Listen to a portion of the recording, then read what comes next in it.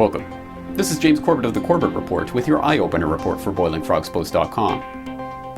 As the NSA spying scandal inevitably morphs into the Edward Snowden manhunt melodrama, the conversation that these decade-old revelations was supposed to open up is spun further and further away from the point. One of the key issues surrounding the question of the NSA spying grid that has been swept under the rug during this entire episode is how the active cooperation of the big tech corporations is an essential part of this system.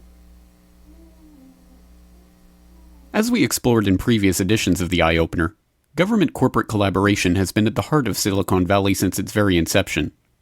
As we have also previously examined, the CIA has been directly involved in fostering advanced IT R&D since 1999 through In-Q-Tel, its own venture capital arm. And as has been previously outlined on the Corbett Report, the hardwiring of backdoor access for the U.S. intelligence agencies into all major telecommunications equipment was first mandated in 1994 through the Communications Assistance for Law Enforcement Act, or CALIA. Another key element of this collaboration is the intimate relationship between the NSA and the tech giants. In the 1990s, Lotus made no attempt to hide the fact that they built a trapdoor into their popular Lotus Note software that allowed the NSA to crack encrypted emails sent using the international version of the program. When this differential encryption began to gain notoriety, an effort was made to remove mention of it from the web, but details remain on IBM's website. In 1997, it was revealed that all editions of the Windows operating system since Windows 95 contained a software driver called advapi.dll, which ran unknown security and encryption functions.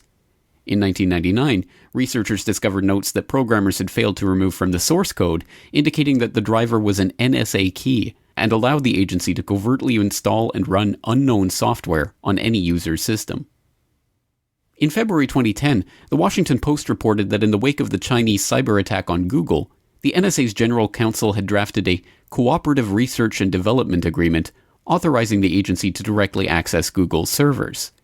The Electronic Privacy Information Center immediately filed FOIA requests for details of the NSA-Google collaboration, but the courts have repeatedly foiled those requests. As recently as May, a DC Circuit Court ruled that the government does not have to respond to those requests. Now, the Snowden PRISM documents once again confirm that the NSA has access to information from all of the top internet services, including Google, Microsoft, Skype, YouTube, Apple, Yahoo, and others. As we discussed last week on the Eye Opener, there are those who even now are hoping that some congressional committee or some brave senator or some court case will somehow put an end to the total surveillance madness that has been carefully built into the very source code of the software and operating systems and internet services which billions around the world continue to use. This not only overlooks the fact that, exactly as the White House and defenders of the system argue, the entire program was overseen from its very inception by these same legislators and courts, it also ignores the testimony of Russell Tice that all of the key committee members and members of the judiciary have been wiretapped by the NSA for at least a decade, meaning that any efforts to stop this system from those corners is likely to be immediately identified and quashed with bribery, blackmail, or coercion.